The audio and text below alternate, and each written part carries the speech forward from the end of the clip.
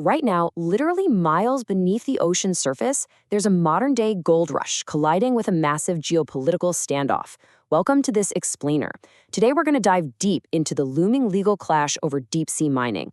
We'll be using India's meticulous, play-by-the-rules multilateral strategy and the United States' recent unilateral disruption as our lenses to understand a huge shift that is happening right beneath the waves. So picture this massive contradiction, which is currently rewriting the rules of global international waters. On one hand, you've got India. They just secured unprecedented exploration rights by playing strictly by the international rulebook. On the other hand, you have the United States moving to completely sidestep that exact same system.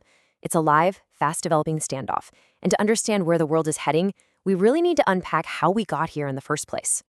To truly explain this in depth, here's what we're looking at today. Number 1, the Common Heritage Rulebook. 2, India's deep-sea ambitions. 3, the U.S. unilateral breakaway. 4, the threat to global precedent. And finally, number 5, the dual-use security threat. Let's get right into it. Section 1, the Common Heritage Rulebook. Before we can talk about the conflict, we absolutely have to understand the consensus, the baseline rules of the game that the whole world is supposed to be playing by. Okay, so the crucial starting point here is that, on paper at least, nobody owns the deep seabed. But collectively, everybody does. Under the UN Convention on the Law of the Sea, which is often called the Constitution of the Oceans, the deep seabed that lies beyond any individual nation's continental shelf is officially designated as the area. Legally, it's defined as the common heritage of mankind. That basically means no single country can just sail out, plant a flag on the ocean floor, and claim sovereignty over it. So to actually manage this incredibly massive global asset, the International Seabed Authority, or ISA, was set up back in 1994. They're linked to the UN, and they act as the sole administrator on behalf of humanity. For decades now, the global understanding has been that the ISA is the one exclusive gatekeeper. They are the only legitimate door anyone can walk through if they want to extract resources from international waters. Section 2, India's deep sea ambitions. Let's look at a multilateral model in action and see exactly how India has methodically built up their deep-sea portfolio by going straight through that ISA door. India has been incredibly patient, working strictly within the multilateral system for over 4 decades to lock in legally ironclad exploration rights. Actually, back in the 1980s, India was the very first country granted an area for exploration.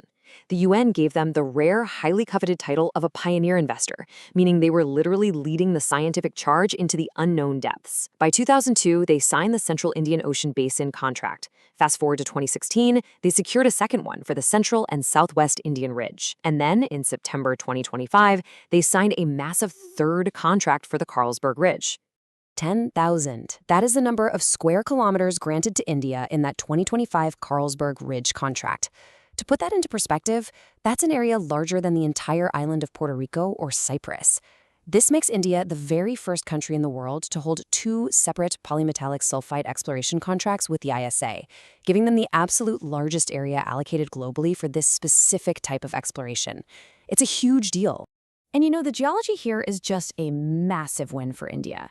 The Carlsberg Ridge is roughly 40 million years old, which means it has active hydrothermal vents.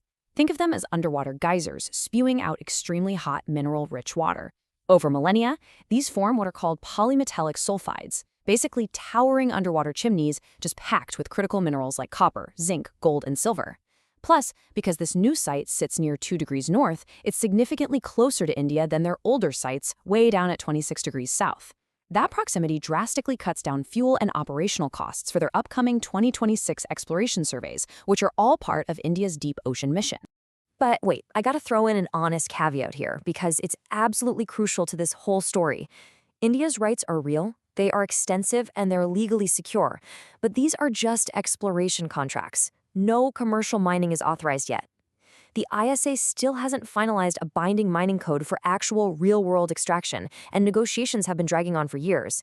Actually, at least 32 countries want an outright moratorium on commercial seabed extraction until we get stronger environmental safeguards in place.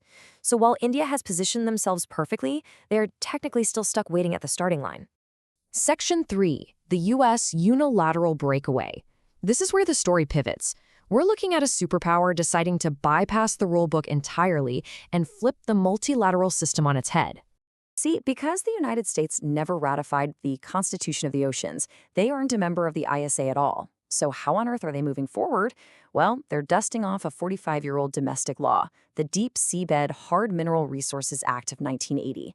Just think about the irony of that for a second. They are using a domestic statute passed before the internet was even public to bypass a 1994 international consensus that the rest of the world follows, just so they can regulate cutting-edge 2026 underwater robotics.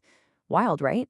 Driven by this intense domestic hunger for critical EV battery metals, the U.S. timeline just hit fast forward compared to decades of slow UN negotiations. In April 2025, Executive Order 14285 basically told U.S. agencies to fast-track seabed mineral extraction licenses, explicitly in international waters. Within days of that, the metals company applied for commercial recovery in the Pacific.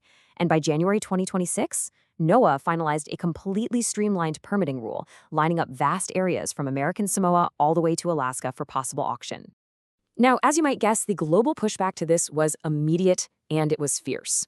I want to stay completely neutral on who is technically legally correct here, but the ISA bluntly stated that exploiting these waters without their authorization is a direct violation of international law. China's foreign ministry used the exact same terms to condemn the move, and dozens of other nations voiced major objections. We are basically watching a real-time, live dispute unfold, and right now, no binding international tribunal has stepped in to settle it. Section 4. The threat to global precedent. So, what does this all mean? Why does this matter for the Indian Ocean if the U.S. is currently focused on the Pacific? Let's unpack the ultimate risk this poses for a country like India.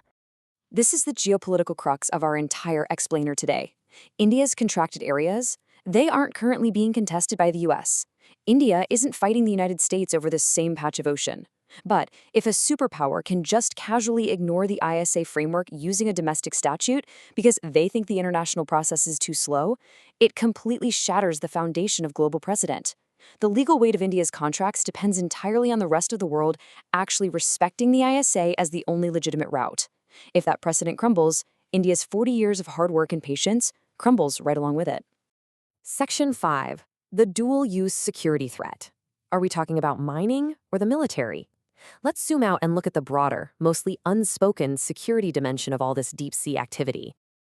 Here's the thing about deep-sea mining vessels and their ROVs and AUVs, which are essentially super advanced underwater drones. They're equipped with ultra-high-resolution sonar and cutting-edge sensors. Functionally, that makes them some of the most advanced mapping platforms on the entire planet. It completely blurs the line between doing a commercial survey and gathering military intelligence.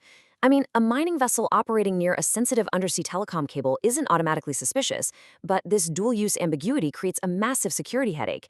Analysts are really focused on China right now, which is actively building dual-use underwater drones alongside its ISA-compliant mining interests. They even signed a direct seabed mineral MOU with the Cook Islands in early 2025. Regulators are honestly completely unprepared for the kind of intelligence gathering that could easily be masked as mineral exploration.